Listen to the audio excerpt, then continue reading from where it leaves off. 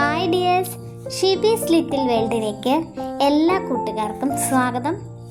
ഇന്ന് ഞാൻ വന്നിരിക്കുന്നത് ബയോഫ്ലോക്ക് ടാങ്കിൽ കൃഷി ചെയ്യുന്ന ഒരു കർഷകൻ്റെ കൃഷിയിടത്തിലേക്കാണ് വന്നിട്ടുള്ളത്.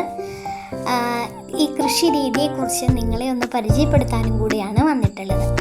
ഇത് ബയോഫ്ലോക്ക് ടാങ്ക് ഉപയോഗിച്ച് കൃഷി ചെയ്യുന്ന ഒരു ഫാമാണ്. 15 സെൻറ്റ് സ്ഥലത്താണ് ഈ ഫാം നിർമ്മിച്ചിട്ടുള്ളത്.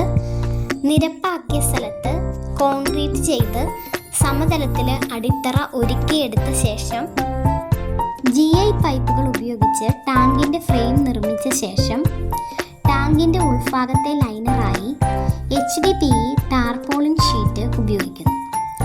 സാധാരണ 500 മുതൽ 750 GSM അല്ലെങ്കിൽ അതിലും ഉയർന്ന ഗുണനിലവാരമുള്ള ഷീറ്റാണ് ഉപയോഗിക്കുന്നത്. ബോൾട്ടുകളും നട്ടുകളും ഉപയോഗിച്ച് GI ഫ്രെയിം ഉറപ്പുള്ളതാക്കി മാറ്റുന്നു. വാണിജ്യ അടിസ്ഥാനത്തിലുള്ള കൃഷിരീതി ആയതുകൊണ്ട് തന്നെ ബയോഫ്ലോക്ക് രീതിയിലല്ല ഇതിൻ്റെ പ്രവർത്തനം. RAS രീതിയിലാണ്, റീസർക്കുലേറ്ററി അക്വാപോണിക് സിസ്റ്റം.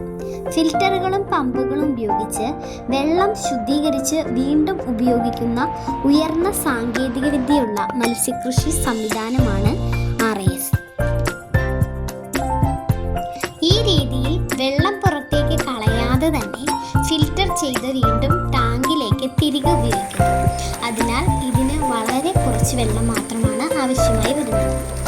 RAS പ്രവർത്തിക്കുന്നത് എങ്ങനെയാണെന്ന് വെച്ചാൽ, മത്സ്യങ്ങൾ വളരുന്ന ടാങ്കിൽ നിന്ന് വെള്ളം പുറത്തേക്ക് പോകുന്നു. സോളിഡ് ഫിൽറ്റർ തീറ്റയുടെ അവശിഷ്ടങ്ങളും മാലിന്യങ്ങളും നീക്കം ചെയ്യും. ബയോ ഫിൽറ്റർ അമോണിയയെ നൈട്രേറ്റായും പിന്നീട് നൈട്രൈറ്റായും മാറ്റുന്ന ഗുണകരമായ ബാക്ടീരിയകൾ പ്രവർത്തിക്കുന്നു. ഡീഗ്യാസിംഗ് യൂണിറ്റ് വെള്ളത്തിൽ അധികമായി അടിഞ്ഞുകൂടുന്ന കാർബൺ ഡൈ ഓക്സൈഡ് പോലുള്ള വാതകങ്ങളെ നീക്കം ചെയ്ത് വെള്ളത്തിൻ്റെ ഗുണനിലവാരം മെച്ചപ്പെടുത്തുന്നു. എയറേഷൻ വെള്ളത്തിൽ ആവശ്യമായ ഓക്സിജൻ ചേർക്കുന്നു. ശുദ്ധീകരിച്ച വെള്ളം വീണ്ടും മത്സ്യ ടാങ്കിലേക്ക് എത്തുന്നു. RASൻ്റെ ഗുണങ്ങൾ എന്താണെന്ന് വെച്ചിട്ടുണ്ടെങ്കിൽ 90 മുതൽ 99% വരെ വെള്ളം ലാഭിക്കാൻ കഴിയും. വർഷം മുഴുവൻ കൃഷി നടത്താൻ കഴിയും. ഉയർന്ന സാന്ദ്രതയിൽ മത്സ്യങ്ങളെ വളർത്താം. വെള്ളത്തിൻ്റെ ഗുണനിലവാരം കൂടുതൽ നിയന്ത്രിക്കാം. രോഗസാധ്യത കുറയ്ക്കാൻ സഹായിക്കും. എന്നാൽ ഇതിന് ചെറിയ പോരായ്മകളുണ്ട്. ആരംഭ ചെലവ് വളരെ കൂടുതലാണ്. വൈദ്യുതി മുടങ്ങിയാൽ അപകട സാധ്യത കൂടുതലാണ്. സാങ്കേതിക അറിവും നിരന്തര നിരീക്ഷണവും ആവശ്യമാണ്. ഉപകരണങ്ങളുടെ പരിപാലനം നിർബന്ധമാണ്.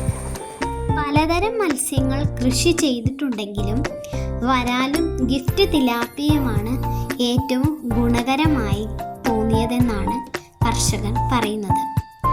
ജലത്തിൻ്റെ ഗുണനിലവാരം എല്ലാ ദിവസവും കൃത്യമായി പരിശോധിക്കണം. ഊഷ്മാവ്, pH, dissolved oxygen, ammonia, nitrate, alkalinity തുടങ്ങിയ എല്ലാം ഇവിടെ പരിശോധിക്കുന്നു. ധാരാളം പ്രോട്ടീൻ അടങ്ങിയ ഫ്ലോട്ടിംഗ് തീറ്റകളാണ് ഉപയോഗിക്കുന്നത്. രാവിലെയും വൈകുന്നേരവുമായി 2 നേരമാണ് തീറ്റ നൽകുന്നത്. രോഗങ്ങൾ വരാതെ കൃത്യമായ നിരീക്ഷണം നടത്തുന്നു.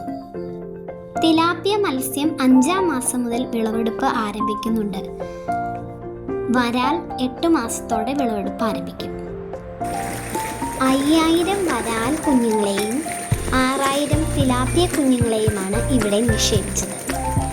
1 കിലോയ്ക്ക് 250 രൂപ വിലയ്ക്കാണ് തിലാപ്പിയ മത്സ്യം വിൽക്കുന്നത്. വരാൽ 350 രൂപയ്ക്കാണ് വിൽക്കുന്നത്.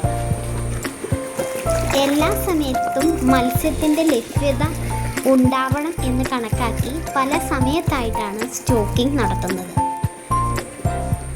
വിളവെടുപ്പ് നടക്കുന്നു. നല്ല ലാഭവും പ്രതീക്ഷിക്കുന്നു. ഫിഷറീസ് ഡിപ്പാർട്ട്മെൻറ്റിൻ്റെ സഹായം ഈ ഫാമിൽ ലഭിക്കുന്നുണ്ട്. മത്സ്യക്കുഞ്ഞുങ്ങൾക്ക് 100% സബ്സിഡിയും മത്സ്യത്തീറ്റയ്ക്ക് 30% സബ്സിഡിയും ലഭിക്കുന്നു. ഈ വീഡിയോ നിങ്ങൾക്ക് ഗുണകരമായി എന്ന് വിചാരിക്കുന്നു. വീഡിയോ നിങ്ങൾക്ക് ഇഷ്ടപ്പെട്ടാൽ തീർച്ചയായും സബ്സ്ക്രൈബ് ചെയ്ത് സപ്പോർട്ട് ചെയ്യുക. നിങ്ങളുടെ വിലയേറിയ അഭിപ്രായങ്ങൾ കമൻ്റായി രേഖപ്പെടുത്തുക, ലൈക്ക് ചെയ്യുക.